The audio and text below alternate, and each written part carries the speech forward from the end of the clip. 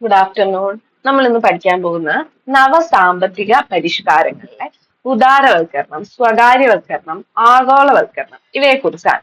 അപ്പൊ നമ്മൾ പഠിച്ചിരുന്നു നവസാമ്പത്തിക പരിഷ്കാരങ്ങളിലെ നയങ്ങളെ രണ്ടായിട്ട് തരം തിരിച്ചിട്ടുണ്ട്. ഒന്നെന്താണ്? സുസ്ഥിരമാക്കൽ നടപടികൾ. സുസ്ഥിരമാക്കൽ നടപടികൾ എന്ന് വെച്ചാൽ എന്താണ്? ഹ്രസ്വകാലത്തേക്ക് ടെമ്പററി ആയിട്ടുള്ള കുറച്ച് പരിഷ്കരണങ്ങളാണ് സുസ്ഥിരമാക്കൽ നടപടികളിൽ വരുന്നത്. പിന്നീട് വരുന്നത് എന്താണ്? ഘടനാപരമായ പരിഷ്കരണങ്ങൾ. ഈ ഘടനാപരമായ പരിഷ്കരണങ്ങളിൽ വരുന്നതാണ് എന്തൊക്കെ? Liberalisation, privatisation, globalisation. ലിബറലൈസേഷൻ എന്ന് പറഞ്ഞാൽ എന്താണ്? ഉദാരവൽക്കരണം. പ്രൈവറ്റൈസേഷൻ എന്താണ്? സ്വകാര്യവൽക്കരണം. ഗ്ലോബലൈസേഷൻ എന്താണ്? ആഗോളവൽക്കരണം. നമുക്ക് ഓരോന്നായിട്ട് പഠിച്ചു തുടങ്ങാം. ആദ്യം നമ്മൾ ഉദാരവൽക്കരണമാണ് നോക്കുന്നത്. അപ്പോ സ്വാതന്ത്ര്യത്തിന് ശേഷം ഇന്ത്യയിലെ സാമ്പത്തിക രംഗം എങ്ങനെയായിരുന്നു നിയന്ത്രിച്ചിരുന്നത്? കുറച്ച് നയങ്ങളും നിയമങ്ങളും ഒക്കെ അനുസരിച്ചായിരുന്നു നമ്മുടെ ഇന്ത്യൻ സാമ്പത്തിക രംഗത്തെ നിയന്ത്രിച്ചിരുന്നത്. പക്ഷെ ഇത് യഥാർത്ഥത്തിൽ ഈ ഒരു നയങ്ങളും നിയമങ്ങളും നമ്മുടെ സാമ്പത്തിക വികസനത്തെ തടസ്സപ്പെടുത്തുകയാണ് ഉണ്ടായത്. ഉദാരവൽക്കരണത്തിലൂടെ ഇത്തരം തടസ്സങ്ങൾ ഒഴിവാക്കുകയും സാമ്പത്തിക രംഗം തുറന്നു കൊടുക്കുകയും ചെയ്യപ്പെട്ടു. അതുപോലെ തന്നെ സാമ്പത്തിക മേഖലയിൽ സർക്കാർ കൊണ്ടുവന്നിരുന്ന നിയന്ത്രണങ്ങൾ പരിമിതപ്പെടുത്തി കൊണ്ടുവന്നു. അതായത് സർക്കാർ നിയന്ത്രണങ്ങൾ എന്ത് ചെയ്തു? കുറച്ചു കൊണ്ടുവന്നു. ഇതാണ് ഉദാരവൽക്കരണത്തിലൂടെ ഉദ്ദേശിക്കുന്നത്. അതായത് തടസ്സങ്ങൾ, സാമ്പത്തിക മേഖല നേരിടുന്ന തടസ്സങ്ങൾ ഒഴിവാക്കി സമ്പദ് വ്യവസ്ഥയെ തുറന്നു കൊടുക്കുക, അതുപോലെ തന്നെ സർക്കാർ നിയന്ത്രണങ്ങൾ പരിമിതപ്പെടുത്തുക. അപ്പോ ഇന്ത്യയില് 1980-കളിൽ തന്നെ എന്താരംഭിച്ചു?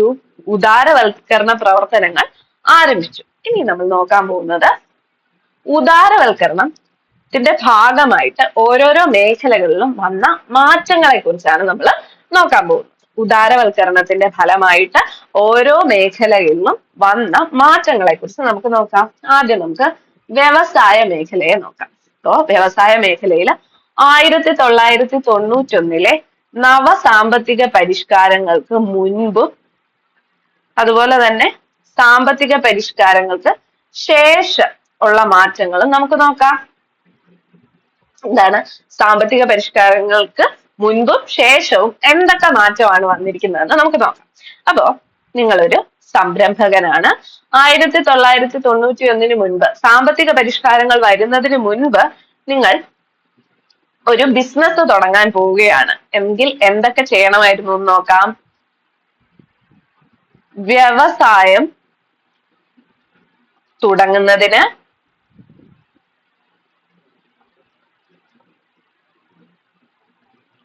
അവസാനിപ്പിക്കുന്നതിന്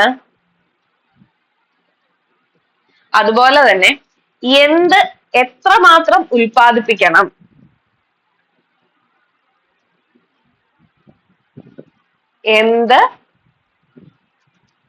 എത്രമാത്രം ഉൽപ്പാദിപ്പിക്കണം, ഇതിനെല്ലാം എന്തെടുക്കണം? അനുമതി പത്രം വാങ്ങണം. എന്ത് ചെയ്യണം? അനുമതി പത്രം വാങ്ങണമായിരുന്നു. അടുത്ത് മറ്റൊരു കാര്യം എന്താണെന്ന് നോക്കാം. മറ്റൊരു കാര്യം എന്താണെന്ന് വെച്ച് കഴിഞ്ഞാൽ മിക്ക മേഖലകളിലും എന്താണ്? സ്വകാര്യ മേഖലയെ അനുവദിച്ചിരുന്നില്ല. മിക്ക വ്യവസായങ്ങളിലും എന്താണ്? സ്വകാര്യ മേഖലയെ അനുവദിച്ചിരുന്നില്ല. മറ്റൊരു കാര്യം, ചെറുകിട വ്യവസായങ്ങൾക്ക് മാത്രമായി ചില ഉൽപ്പന്നങ്ങൾ നിജപ്പെടുത്തിയിരുന്നു. അതായത് ചില ഉൽപ്പന്നങ്ങൾ ചെറുകിട വ്യവസായങ്ങൾ മാത്രമേ ഉൽപ്പാദിപ്പിക്കാൻ സാധിക്കുകയുള്ളൂ, അതിലും സ്വകാര്യ മേഖലയ്ക്ക് കടന്നു ചെല്ലാൻ സാധിക്കില്ല. ചെറുകിട വ്യവസായങ്ങൾക്ക് ചില ഉൽപ്പന്നങ്ങൾ അവർക്ക് എന്താണ്? അവർക്കായിട്ട് റിസർവ് ചെയ്ത് വെച്ചിട്ടുണ്ട്. അവർക്ക് മാത്രമേ അത് ഉണ്ടാക്കാൻ പറ്റുള്ളൂ. ചെറുകിട വ്യവസായങ്ങൾക്ക് മാത്രമേ അത് ഉൽപ്പാദിപ്പിക്കാൻ പറ്റുള്ളൂ. സ്വകാര്യ മേഖലയ്ക്ക് ആ ഉൽപ്പന്നങ്ങൾ ഏറ്റെടുത്ത് പ്രൊഡ്യൂസ് ചെയ്യാൻ പറ്റില്ല. മറ്റൊരു കാര്യം എന്താണ്? ചില ഉൽപ്പന്നങ്ങളുടെ വില ആര് തീരുമാനിക്കുമായിരുന്നു? വിലയുടെ നിയന്ത്രണവും സർക്കാർ ചെയ്യുമായിരുന്നു. അതായത് ചില ഉൽപ്പന്നങ്ങളുടെ വില തീരുമാനിക്കുന്നതും സർക്കാരായിരുന്നു. ഇതെല്ലാം എന്നാണ്? 1991 സാമ്പത്തിക പരിഷ്കാരങ്ങൾക്ക് മുൻപാണ്. ഇനി സാമ്പത്തിക പരിഷ്കാരങ്ങൾക്ക് മുൻപ് നമ്മളൊരു വ്യവസായം തുടങ്ങണമെങ്കിലും അത് അവസാനിപ്പിക്കണമെങ്കിലും എന്താണ് ഉൽപ്പാദിപ്പിക്കേണ്ടത്, അത് എത്രമാത്രം ഉൽപ്പാദിപ്പിക്കണം, അതിനെല്ലാം അനുമതി പത്രം എടുക്കേണ്ടതുണ്ടായിരുന്നു. അതുപോലെ തന്നെ ചില വ്യവസായങ്ങളിലൊന്നും സ്വകാര്യ മേഖലയെ അനുവദിച്ചിരുന്നേ ഇല്ല. അതുപോലെ തന്നെ ചില ഉൽപ്പന്നങ്ങളുടെ ഉൽപാദനത്തിൽ എന്താണ് ചെറുകിട വ്യവസായങ്ങൾക്ക് മാത്രമായിട്ട് നിജപ്പെടുത്തിയിരുന്നു. അതായത് അവർക്ക് വേണ്ടി കുറച്ച് ഉൽപ്പന്നങ്ങൾ റിസർവ് ചെയ്ത് വെച്ചിട്ടുണ്ടായിരുന്നു. അത് അവർക്ക് മാത്രമേ ഉൽപ്പാദിപ്പിക്കാൻ പറ്റുള്ളൂ. ആർക്ക്? ചെറുകിട വ്യവസായങ്ങൾക്ക്. അതുപോലെ തന്നെ എന്താണ് ചില ഉൽപ്പന്നങ്ങളുടെ വില പോലും ആര് തീരുമാനിച്ചിരുന്നു? സർക്കാർ തീരുമാനിച്ചിരുന്നു. ഇനി എന്ത് സംഭവിച്ചു? നവസാമ്പത്തിക പരിഷ്കാരങ്ങൾ വന്നു. അതിനുശേഷം എന്താണ് സംഭവിച്ചതെന്ന് നോക്കാം. അതായത് മദ്യം,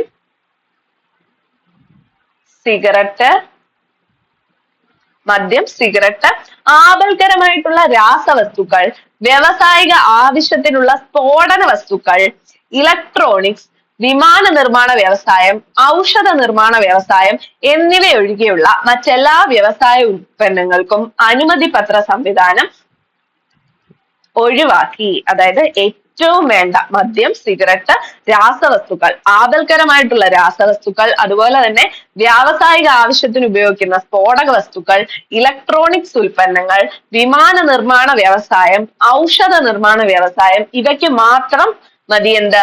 അനുമതി പത്രം. ബാക്കിയുള്ള വ്യവസായങ്ങൾക്കൊന്നും എന്ത് വേണ്ട? അനുമതി പത്രം ഒഴിവാക്കി. അനുമതി പത്രം ഒഴിവാക്കി. ആർക്കൊക്കെ? കുറച്ച് മേഖലയിൽ മാത്രം അനുമതി പത്രം മതി, ബാക്കിയുള്ള വ്യവസായ മേഖലകളിലെല്ലാം അനുമതി പത്രം ഒഴിവാക്കി. പിന്നീട് എന്താണ്? കൂടുതൽ മേഖലകളിലേക്ക് കൂടുതൽ വ്യവസായ മേഖലകളിലേക്ക് ആരെ അനുവദിച്ചു? സ്വകാര്യ മേഖലയെ കൂടുതൽ വ്യവസായങ്ങളിലേക്ക് സ്വകാര്യ മേഖലയെ അനുവദിച്ചു. നേരത്തെ എന്താണ്? കുറച്ച് വ്യവസായങ്ങളിലൊന്നും സ്വകാര്യ മേഖലയെ അനുവദിച്ചേ ഇരുന്നില്ല. ഇപ്പൊ എന്താണ്? സ്വകാര്യ മേഖലയെ ഒട്ടുമിക്ക എല്ലാ വ്യവസായങ്ങളിലും സ്വകാര്യ മേഖലയെ അനുവദിക്കുന്നുണ്ട്. അതായത് ആണവോർജ നിർമ്മാണം, അതുപോലെ തന്നെ ആണവോർജ ഉൽപാദനം, റെയിൽവേയുമായിട്ട് ബന്ധപ്പെട്ട കുറച്ച് കാര്യങ്ങളിൽ മാത്രമേ സ്വകാര്യ മേഖലയെ അനുവദിക്കാത്തതുള്ളൂ. അല്ലാതെ എല്ലാ വ്യവസായങ്ങളിലും സ്വകാര്യ മേഖലയെ അനുവദിക്കാൻ തുടങ്ങി. അതുപോലെ തന്നെ ചെറുകിട വ്യവസായക്കാർക്ക് വേണ്ടി റിസർവ് ചെയ്തിരുന്ന വസ്തുക്കൾ, ഉൽപ്പന്നങ്ങളെല്ലാം എന്താണ്? ഗവൺമെന്റ് ഇല്ലാതാക്കി. ചെറുകിട വ്യവസായങ്ങൾ മാത്രം ഉൽപ്പാദിപ്പിച്ചിരുന്ന സാധനങ്ങൾ ഇപ്പോൾ സ്വകാര്യ മേഖലയ്ക്കും ഉൽപ്പാദിപ്പിക്കാനായിട്ട് സാധിക്കും. അതുപോലെ തന്നെ വില ആര് നിർണയിക്കാൻ തുടങ്ങി? വിപണിയെ കൂടി അനുവദിക്കുന്നു. അതായത് വില നിർണയത്തിന് വിപണിയെ കൂടി അനുവദിക്കുന്നു. അതായത് സാധനങ്ങളുടെ ചോദനവും പ്രധാനവും അനുസരിച്ച് അവിടെ വില നിർണയിക്കപ്പെടുന്നു. അവിടെ സർക്കാരിന്റെ നിയന്ത്രണം പതിയെ പതിയെ കുറഞ്ഞു വരുന്നു. എന്താണ്? വിപണിയുടെ സ്വാധീനം അനുസരിച്ച് സാധനങ്ങളുടെ വില തീരുമാനിക്കാൻ തുടങ്ങി. അപ്പൊ ഇതാണ് വ്യാവസായിക രംഗത്ത് വന്ന മാറ്റങ്ങൾ. എന്താണ്? നേരത്തെ എന്ത് വേണമെങ്കിലും അനുമതി പത്രം വേണമായിരുന്നു. ഇപ്പൊ കുറച്ച് മേഖലകളിൽ ഒഴിച്ച് ബാക്കി ഒരു മേഖലയിലും ഒരു വ്യവസായങ്ങളിലും അനുമതി പത്ര സംവിധാനം വേണമെന്നില്ല. അതുപോലെ തന്നെ എന്താണ്? ഒട്ടുമിക്ക എല്ലാ മേഖലകളിലും സ്വകാര്യ പങ്കാളിത്തമുണ്ട്. സ്വകാര്യ വ്യവസായികളുടെ, സംരംഭകരുടെ ഒക്കെ സ്വാധീനവും അവരുടെ പങ്കാളിത്തവും ഉണ്ട്. അതുപോലെ എന്താണ്? ചെറുകിട വ്യവസായക്കാർക്ക് മാത്രമായിട്ട് ഉൽപ്പന്നങ്ങളൊന്നും ഇപ്പോൾ റിസർവ് ചെയ്ത് വെച്ചിട്ടില്ല. ആർക്ക് വേണമെങ്കിലും അതെല്ലാം ഉൽപ്പാദിപ്പിക്കാം. അതുപോലെ തന്നെ വില സർക്കാർ നിയന്ത്രിച്ചിരുന്നതിൽ നിന്ന് എന്താണ്? വിപണി തീരുമാനിക്കുന്നതിലേക്ക് എത്തി. ഇത്രയും മാറ്റങ്ങളാണ് വ്യവസായ രംഗത്ത് ഉണ്ടായിരിക്കുന്നത്. അടുത്ത നമുക്ക് നോക്കാം. ഇതൊക്കെ ഓരോ മേഖല തിരിച്ച് ചോദ്യങ്ങൾ വന്നിട്ടുണ്ട്. അടുത്ത ധനകാര്യ മേഖലയിൽ വന്ന മാറ്റങ്ങൾ നമുക്ക് നോക്കാം. ഇപ്പൊ നമ്മുടെ നാട്ടില് വാണിജ്യ ബാങ്കുകൾ, നിക്ഷേപ ബാങ്കുകൾ, അതുപോലെ തന്നെ വിദേശ വിനിമയ കമ്പോളം തുടങ്ങി ധാരാളം ധനകാര്യ സ്ഥാപനങ്ങളുണ്ട്. ഈ ധനകാര്യ സ്ഥാപനങ്ങളെയൊക്കെ നിയന്ത്രിച്ചുകൊണ്ടിരുന്നത് ആരാണ്? RBI ആണ്. അതായത് എന്താണ്? ഓരോ ബാങ്കും കൈവശം എത്ര പണം വെക്കണം, അതുപോലെ എത്ര പലിശ നിരക്ക് ചുമത്തണം, അതുപോലെ വിവിധ മേഖലകൾക്കുള്ള വായ്പാ രീതികൾ, ഇവയൊക്കെ ആരായിരുന്നു തീരുമാനിച്ചുകൊണ്ടിരുന്നത്? റിസർവ് ബാങ്ക് തീരുമാനിച്ചിരുന്നു. അങ്ങനെ RBI എന്താണ്? ഒരു നിയന്ത്രകൻ എന്നുള്ള ഒരു സ്ഥാനത്തായിരുന്നു. എല്ലാ കാര്യങ്ങളും തീരുമാനിക്കുന്ന ആരാണ്? RBI ആണ് തീരുമാനിക്കുന്നത്. RBIയോട് ചോദിക്കാതെയോ പറയാതെയോ ആർക്കും ഒന്നും ചെയ്യാനായിട്ട് സാധിച്ചിരുന്നില്ല. ആ ഒരു സ്ഥാനത്ത് നിന്ന് RBI ഏത് സ്ഥാനത്തേക്ക് മാറ്റി? സഹായകൻ എന്ന സ്ഥാനത്തേക്ക് മാറ്റി. അപ്പോ സാമ്പത്തിക പരിഷ്കാരങ്ങൾ വരുന്നതിന് മുൻപ് RBIക്ക് എന്ത് സ്ഥാനമായിരുന്നുള്ളത്? സാമ്പത്തിക മേഖലയിൽ, അതായത് ധനകാര്യ സ്ഥാപനങ്ങളുടെ എല്ലാം നിയന്ത്രകനായിട്ടായിരുന്നു RBI പ്രവർത്തിച്ചിരുന്നത്. എന്നാൽ സാമ്പത്തിക പരിഷ്കാരങ്ങൾക്ക് ശേഷം RBIയുടെ റോൾ എന്താണ്? ഒരു സഹായം ചെയ്യുന്ന ആളുടെ റോളിലേക്ക് മാറ്റി. അപ്പോ ഈ ഒരു മാറ്റത്തിന് ശേഷം എന്തെല്ലാമാണ് ധനകാര്യ മേഖലയിൽ വന്ന മാറ്റങ്ങൾ എന്ന് നോക്കാം. RBI ഒരു സഹായകനായി മാറിയപ്പോ എന്തെല്ലാം മാറ്റങ്ങളാണ് ഉണ്ടായതെന്ന് നോക്കാം. കൂടുതലായിട്ട് സ്വകാര്യ മേഖലാ ബാങ്കുകൾ ഇന്ത്യയിൽ വന്നു തുടങ്ങി. അതുപോലെ തന്നെ ബാങ്കുകളിലുള്ള വിദേശ നിക്ഷേപ പരിധി ഉയർത്തിക്കൊണ്ടുവന്നു. പിന്നെന്താണ്? ബാങ്കുകൾ പുതിയ ബ്രാഞ്ചുകൾ, അതായത് റിസർവ് ബാങ്കുമായിട്ട് കൂടിയാലോചിക്കാതെ തന്നെ പുതിയ ബ്രാഞ്ചുകൾ തുടങ്ങി. അപ്പൊ എന്തൊക്കെയാണ്? സ്വകാര്യ മേഖലാ ബാങ്കുകൾ ഇന്ത്യയിൽ കൂടുതലായിട്ട് വരാൻ തുടങ്ങി. അതുപോലെ തന്നെ ബാങ്കുകളിലുള്ള വിദേശ നിക്ഷേപ പരിധി ഉയർത്തിക്കൊണ്ടുവരാൻ സാധിച്ചു. അതുപോലെ ബാങ്കുകൾക്ക് RBIയുമായിട്ട് കൂടിയാലോചിക്കാതെ തന്നെ പുതിയ ബ്രാഞ്ചുകൾ തുടങ്ങാൻ സാധിച്ചു. ഇതെല്ലാം എങ്ങനെയാണ് സാധിക്കുന്നത്? RBI ഒരു നിയന്ത്രകൻ എന്നുള്ള സ്ഥാനത്ത് നിന്ന് മാറി സഹായം ചെയ്യുന്ന ആൾ, സഹായകൻ എന്നുള്ള റോളിലേക്ക് മാറിയപ്പോഴാണ് ഈ മാറ്റങ്ങളൊക്കെ ധനകാര്യ മേഖലയിൽ ഉണ്ടായത്. അപ്പൊ എന്താണ്? ധനകാര്യ മേഖലയെ നിയന്ത്രിച്ചുകൊണ്ടിരുന്നത് RBI ആണ്. സാമ്പത്തിക പരിഷ്കാരങ്ങൾ വന്നതിന് ശേഷം ആ RBIയുടെ റോള് ഒരു സഹായകൻ എന്നുള്ള നിലയിലേക്ക് മാറുകയും അതുകൊണ്ട് തന്നെ കുറച്ചധികം മാറ്റങ്ങൾ ധനകാര്യ മേഖലയിൽ ഉണ്ടാവുകയും ചെയ്തു. എന്തൊക്കെയാണ് ആ മാറ്റങ്ങൾ? സ്വകാര്യ മേഖലാ ബാങ്കുകൾ ഇന്ത്യയിൽ ധാരാളമായിട്ട് ഉണ്ടാവാൻ തുടങ്ങി. അതുപോലെ തന്നെ ബാങ്കുകളിലുള്ള വിദേശ നിക്ഷേപ പരിധി ഉയർത്തിക്കൊണ്ടുവരാൻ സാധിച്ചു. പുതിയ ബ്രാഞ്ചുകൾ, ബാങ്കുകൾക്ക് എന്താണ്? RBIയുമായി കൂടി ആലോചിക്കാതെ തന്നെ പുതിയ ബ്രാഞ്ചുകൾ തുടങ്ങാൻ സാധിച്ചു. ഇനി നികുതി മേഖലയിൽ വന്ന പരിഷ്കാരങ്ങൾ എന്തൊക്കെയാണെന്ന് നമുക്ക് നോക്കാം. നികുതി പരിഷ്കാരങ്ങൾ. നികുതികൾ പ്രത്യക്ഷ നികുതി,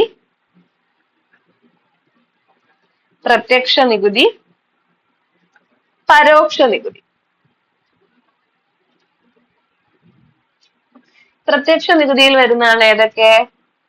ആദായ നികുതി, അതുപോലെ തന്നെ എന്താണ്? Corporate tax. ആദായ നികുതിയും കോർപ്പറേറ്റ് ടാക്സും ഒക്കെ വരുന്ന എന്താണ്? പ്രത്യക്ഷ നികുതിയിലാണ്. അപ്പോ സാമ്പത്തിക പരിഷ്കാരങ്ങളൊക്കെ വരുന്നതിന് മുൻപ് നമ്മുടെ നാട്ടില് ആദായ നികുതിയും കോർപ്പറേറ്റ് നികുതിയും ഒക്കെ വളരെ കൂടിയ നിരക്കിലായിരുന്നു ഉണ്ടായിരുന്നത്. അപ്പോ സാമ്പത്തിക പരിഷ്കാരങ്ങൾ വരുന്നതിന് മുൻപ് നമ്മുടെ നാട്ടില് ആദായ നികുതിയും അതുപോലെ തന്നെ കമ്പനികൾ അവരുടെ ലാഭത്തിന് മേൽ അടക്കേണ്ടിയിരുന്ന കോർപ്പറേറ്റ് നികുതിയും ഒക്കെ വളരെ കൂടുതലായിരുന്നു. എന്നാൽ സാമ്പത്തിക പരിഷ്കാരത്തിന് ശേഷം എന്ത് സംഭവിച്ചു? ഈ ആദായ നികുതിയും അതുപോലെ തന്നെ കോർപ്പറേറ്റ് ടാക്സുകളും ഒക്കെ ക്രമേണ കുറച്ചുകൊണ്ട് വന്നു. എന്തിനു വേണ്ടിയാണ് ഇങ്ങനെ പ്രത്യക്ഷ നികുതികൾ കുറച്ചുകൊണ്ട് വന്നത്? നമ്മൾ നോക്കുകയാണെങ്കിൽ ആദ്യകാലങ്ങളിൽ, ഇപ്പോ നമുക്കൊരു ഉദാഹരണം നോക്കാം. സാമ്പത്തിക പരിഷ്കാരത്തിന് മുൻപ് 100 രൂപ ആദായമുള്ള ഒരാൾ 60 രൂപ ടാക്സ് അടയ്ക്കണം എന്ന് വിചാരിക്കുക. അപ്പൊ എന്താണ്? അയാൾ എന്ത് വിചാരിക്കും? എനിക്ക് ആകെപ്പാട് 100 രൂപയെ കിട്ടുന്നുള്ളൂ, 60 രൂപയും ഞാൻ ടാക്സ് അടയ്ക്കണമെന്ന് വിചാരിച്ച് എന്ത് ചെയ്യാനുള്ള സാധ്യതയുണ്ട്? അയാള് ടാക്സ് വെട്ടിപ്പ് നടത്താനുള്ള സാധ്യതയുണ്ട്. എന്നാൽ കുറച്ച് കഴിഞ്ഞ് ഈ ആദായ നികുതി കുറച്ച് കൊണ്ടുവന്ന് 100 രൂപയ്ക്ക് ഒരു 10 രൂപ ടാക്സ് ആയിട്ട് അടച്ചാൽ മതി എന്നുള്ള ഒരു നില. ഇത് വെറും ഒരു എക്സാമ്പിൾ ആണ്, മനസ്സിലാക്കാൻ വേണ്ടി പറയാണ്. 100 രൂപയ്ക്ക് ഒരു 10 രൂപ അടച്ചാൽ മതി എന്ന് വിചാരിച്ചാൽ ആൾക്കാർ എങ്ങനെ ചിന്തിക്കുമായിരിക്കും? ഒരു 10 രൂപ അടച്ചാൽ പോരെ, അപ്പൊ പിന്നെ അതങ്ങ് അടച്ചേക്കാം എന്ന് വിചാരിച്ച് ടാക്സ് വെട്ടിപ്പ് ഒന്നും നടക്കില്ല എന്ന് ഒരു ഉദ്ദേശം മുന്നിൽ കണ്ടുകൊണ്ടാണ് എന്ത് ചെയ്തിരിക്കുന്നത്? ഈ ആദായ നികുതിയും കോർപ്പറേറ്റ് ടാക്സും ഒക്കെ സാമ്പത്തിക പരിഷ്കാരങ്ങൾക്ക് ശേഷം കുറച്ചുകൊണ്ട് വന്നത്. അപ്പോ സാമ്പത്തിക പരിഷ്കാരങ്ങൾക്ക് മുൻപ് ഇന്ത്യയിൽ പ്രത്യക്ഷ നികുതി വളരെയധികം കൂടുതലായിരുന്നു. അതായത് ഒരാള് സ്വന്തം വ്യക്തിഗത ആദായത്തിന് നൽകേണ്ട ആദായ നികുതിയും അതുപോലെ തന്നെ കമ്പനികൾ കൊടുക്കേണ്ട കോർപ്പറേറ്റ് ടാക്സിന്റെ നിരക്കും ഒക്കെ വളരെ ഉയർന്നതായിരുന്നു. അപ്പോ അങ്ങനെ ഈ നികുതി നിരക്ക് ഉയർന്നിരിക്കുന്നത് കൊണ്ട് ആൾക്കാര് നികുതി വെട്ടിപ്പ് നടത്താനുള്ള സാധ്യതയുണ്ട് എന്നൊക്കെ പറഞ്ഞിട്ട് സാമ്പത്തിക പരിഷ്കാരങ്ങൾക്ക് ശേഷം എന്ത് സംഭവിക്കുന്നു? നികുതി നിരക്കുകൾ വളരെയധികം കുറയ്ക്കുന്നു, ഘട്ടം ഘട്ടമായിട്ട് കുറച്ചു കൊണ്ടുവരുന്നു. അപ്പൊ എന്താണ്? ആൾക്കാർ കൂടുതലായിട്ട് നികുതി അടയ്ക്കുമെന്നും അവരുടെ സമ്പാദ്യശീലം വളരുമെന്നും ഒക്കെയാണ് ഈ നികുതി പരിഷ്കാരങ്ങൾ ലക്ഷ്യം വെച്ചത്. ഇനി പരോക്ഷ നികുതി സംവിധാനത്തിലും വളരെയധികം മാറ്റങ്ങൾ കൊണ്ടുവന്നിട്ടുണ്ട്. അതായത് എന്താണ് പരോക്ഷ നികുതിയിൽ മാറ്റം കൊണ്ടുവരുന്നത് എന്ത് മനസ്സിൽ കണ്ടുകൊണ്ടാണ്?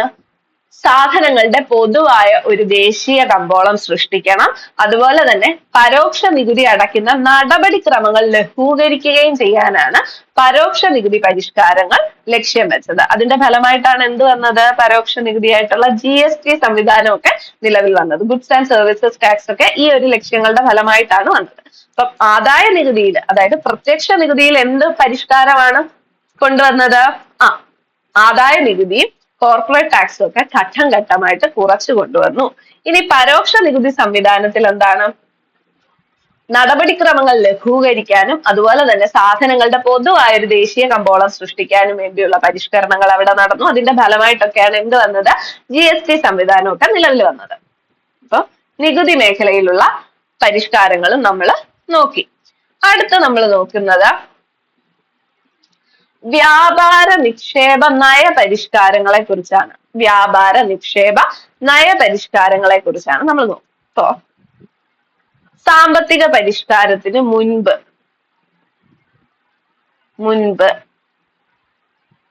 സാമ്പത്തിക പരിഷ്കാരത്തിന് ശേഷം.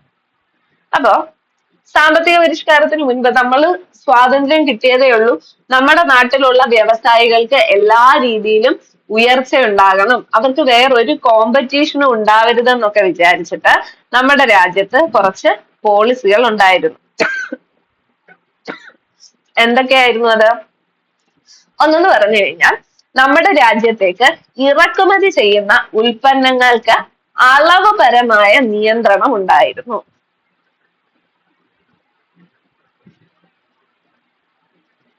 എന്താണ് ഈ അളവ് നിയന്ത്രണം കൊണ്ട് ഉദ്ദേശിക്കുന്നത്? ഇപ്പൊ ഒരു ഉദാഹരണം പറയുകയാണെങ്കിൽ ഒരു കമ്പനിയുടെ കാറ് ഒരു വർഷം അത് 8 കാറേ ഈ രാജ്യത്തേക്ക് ഇറക്കുമതി ചെയ്യാവുള്ളൂ, അല്ലെങ്കിൽ എന്താണ് 100 കാറുകൾ മാത്രമേ ഇറക്കുമതി ചെയ്യാൻ സാധിക്കുകയുള്ളൂ എന്നൊക്കെ പറഞ്ഞാലാണ് എന്ത്? അളവുപരമായിട്ടുള്ള നിയന്ത്രണമാകുന്നത്. അപ്പൊ നമുക്ക് സാമ്പത്തിക പരിഷ്കാരം വരുന്നതിന് മുൻപ് നമ്മുടെ തദ്ദേശീയരായിട്ടുള്ള വ്യാപാരികളെയൊക്കെ സംരക്ഷിക്കാൻ വേണ്ടിയിട്ട്, തദ്ദേശീയരായിട്ടുള്ള ആൾക്കാരെ സംരക്ഷിക്കാൻ വേണ്ടിയിട്ട് എന്തായിരുന്നു? ഇറക്കുമതി ചെയ്യുന്ന വസ്തുക്കൾക്ക് അളവുപരമായിട്ടുള്ള നിയന്ത്രണം ഉണ്ടായിരുന്നു. അതുപോലെ തന്നെ ഇറക്കുമതി ചുങ്കം ചുമത്തിയിരുന്നു. എന്താണ് ഇറക്കുമതി ചുങ്കം എന്ന് പറയുന്നത്? നമ്മുടെ രാജ്യത്തേക്ക് ഇറക്കുമതി ചെയ്ത വിദേശ വസ്തുക്കളിൽ മേൽ ചുമത്തുന്ന ടാക്സിനെയാണ് എന്തെന്ന് പറയുന്നത്? ഇറക്കുമതി ചുങ്കം എന്ന് പറയുന്നത്. അപ്പൊ എന്തൊക്കെയായിരുന്നു? സാമ്പത്തിക പരിഷ്കാരങ്ങൾ വരുന്നതിന് മുൻപ് വിദേശത്ത് നിന്ന് വരുന്ന ഇറക്കുമതി ചെയ്യുന്ന സാധനങ്ങൾക്കൊക്കെ അളവുപരമായിട്ടുള്ള നിയന്ത്രണം ഉണ്ടായിരുന്നു. എന്താണ്? അളവുപരമായിട്ടുള്ള നിയന്ത്രണം ഉണ്ടായിരുന്നു. അതായത് ഇത്ര അളവിലെ എന്തെങ്കിലും ഒരു ഫിക്സഡ് ക്വാണ്ടിറ്റി ഉണ്ടാവും, അത്രയും മാത്രമേ ഇങ്ങോട്ട് വരാൻ പറ്റുള്ളൂ. ഒരു ഉദാഹരണമാണ് പറഞ്ഞത്. ഇപ്പൊ ഒരു കാറ് 100 കാർ മാത്രമേ ഒരു വർഷം ഇറക്കുമതി ചെയ്യാവുള്ളൂ എന്ന് പറഞ്ഞാൽ അത്രയും കാർ മാത്രമേ ഇറക്കുമതി ചെയ്യാൻ സാധിച്ചിരുന്നു. അത് കൂടാതെ എന്താണ്? ഇറക്കുമതി ചെയ്യുന്ന വസ്തുക്കളിൽ എന്ത് ചുമത്തിയിരുന്നു? ഇറക്കുമതി ചുങ്കവും ചുമത്തിയിരുന്നു.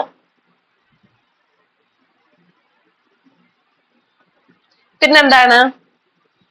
ഈ ഇറക്കുമതി ചെയ്യാൻ വസ്തുക്കളൊക്കെ നമ്മുടെ രാജ്യത്തേക്ക് ഇറക്കുമതി ചെയ്യാൻ എന്താണ്? അതിന് അനുമതിയും വേണമായിരുന്നു. നമ്മുടെ രാജ്യത്തേക്ക് സാധനങ്ങൾ ഇറക്കുമതി ചെയ്യാൻ അനുമതിയും വേണമായിരുന്നു. അനുമതി ഉണ്ടെങ്കിൽ മാത്രമേ ഇങ്ങോട്ട് ഇറക്കുമതി ചെയ്യാൻ സാധിക്കുകയുള്ളൂ.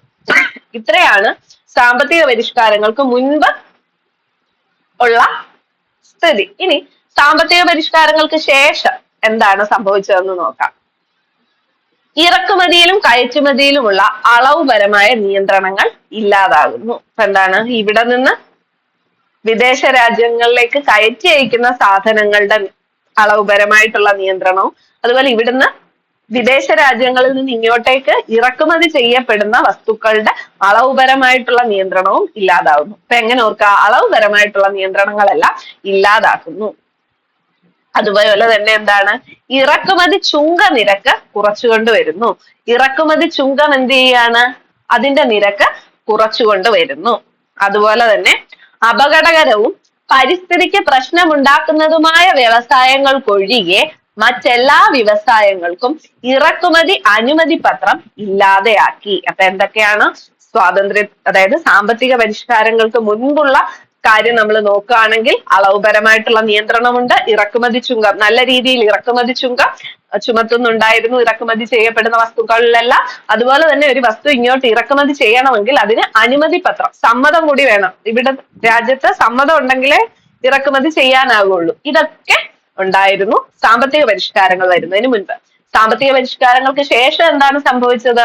അളവുപരമായിട്ട് ഒരു നിയന്ത്രണവുമില്ല. വസ്തുക്കൾ ഇറക്കുമതി ചെയ്യണമെങ്കിൽ എത്ര വേണമെങ്കിലും അളവുപരമായിട്ട് ഒരു നിയന്ത്രണവുമില്ലാതെ ഇങ്ങോട്ടേക്ക് ഇറക്കുമതി ചെയ്യാം. അതുപോലെ തന്നെ എന്താണ്?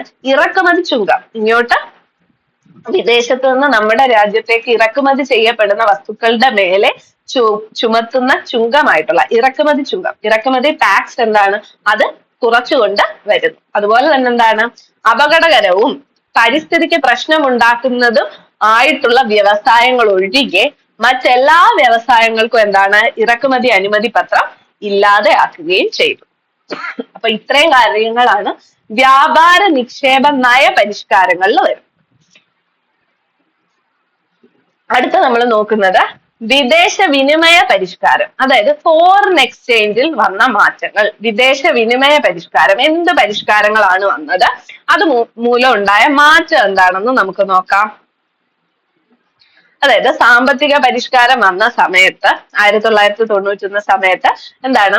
ഇന്ത്യൻ കറൻസിയുടെ മൂല്യം വിദേശ കറൻസിയെ വെച്ച് കമ്പയർ ചെയ്ത് ഇന്ത്യൻ കറൻസിയുടെ മൂല്യം എന്ത് ചെയ്തു? മൂല്യം കുറയ്ക്കുന്നു. അപ്പൊ എന്താണ്? ഇന്ത്യൻ കറൻസിയുടെ മൂല്യം കുറയ്ക്കുന്നു. അതിനെന്താണ് പറയുന്നത്? ഡീവാല്യുവേഷൻ എന്നാണ്. ഡീവാല്യുവേഷൻ. ഇന്ത്യൻ കറൻസിയുടെ മൂല്യം കുറയ്ക്കുന്നു. ഇതിന്റെ ഫലമായിട്ട് എന്ത് സംഭവിക്കുന്നു? വിദേശ നാണ്യം, ഇന്ത്യയിലേക്ക് കൂടുതലായിട്ട് വിദേശ നാണ്യം വരുന്നു. അതുപോലെ തന്നെ വിപണി, വിദേശ നാണ്യത്തിന്റെ ചോദനത്തെയും പ്രധാനത്തെയും അനുസരിച്ച് ഇന്ത്യയിലെ രൂപയുടെ വിനിമയ നിരക്ക് തീരുമാനിക്കപ്പെടുന്നു. അതായത് RBIയുടെ റിസർവ് ബാങ്ക് നിയന്ത്രണത്തിൽ നിന്ന് വിപണി ഇന്ത്യൻ രൂപയുടെ വിനിമയ നിരക്ക് തീരുമാനിക്കുന്ന തരത്തിലേക്ക് എത്തുന്നു. അപ്പൊ എന്താണ്? സാമ്പത്തിക പരിഷ്കാരത്തിന്റെ ഭാഗമായിട്ട് ഇന്ത്യൻ കറൻസിയുടെ മൂല്യം കുറയ്ക്കുന്നു, ഡീവാല്യുവേഷൻ ചെയ്യുന്നു. അതിന്റെ ഫലമായിട്ട് എന്താ സംഭവിക്കുന്നത്? ഇന്ത്യയിലേക്ക് വിദേശ നാണ്യം കൂടുതൽ പ്രവഹിക്കുന്നു. വിദേശ നാണ്യം കൂടുതൽ പ്രവഹിക്കുന്നു. അതുപോലെ തന്നെ ഇന്ത്യൻ രൂപയുടെ വിനിമയ നിരക്ക് എന്താണ്? വിദേശ നാണ്യത്തിന്റെ ചോദനത്തെയും പ്രധാനത്തെയും ആശ്രയിച്ച് തീരുമാനിക്കാൻ തുടങ്ങുന്നു. അതായത് RBIയുടെ നിയന്ത്രണത്തിൽ നിന്ന് മാറി വിപണി തീരുമാനിക്കുന്ന തരത്തിലേക്ക് എത്തുന്നു ഇന്ത്യൻ രൂപയുടെ വിനിമയ നിരക്ക്. ഇത്രയാണ് വിദേശ വിനിമയ രംഗത്ത് വന്ന മാറ്റം. എന്താണ് ഓർത്തിരിക്കേണ്ടത്? ഇന്ത്യൻ കറൻസിയുടെ മൂല്യം വിദേശ കറൻസിയുമായിട്ട് കമ്പയർ ചെയ്ത് എന്ത് ചെയ്തു? മൂല്യം കുറച്ചു. അത് സംഭവിച്ചു. അടുത്താണ് എന്താ? സ്വകാര്യവൽക്കരണം. അടുത്ത് നമ്മൾ നോക്കുന്നത് എന്താണ്? സ്വകാര്യവൽക്കരണത്തെ കുറിച്ചാണ്. എന്താണ് സ്വകാര്യവൽക്കരണം? അവിടെ എന്തൊക്കെയാണ് സംഭവിക്കുന്നത് എന്നുള്ള കാര്യം നമ്മൾ നോക്കാൻ പോവുകയാണ്.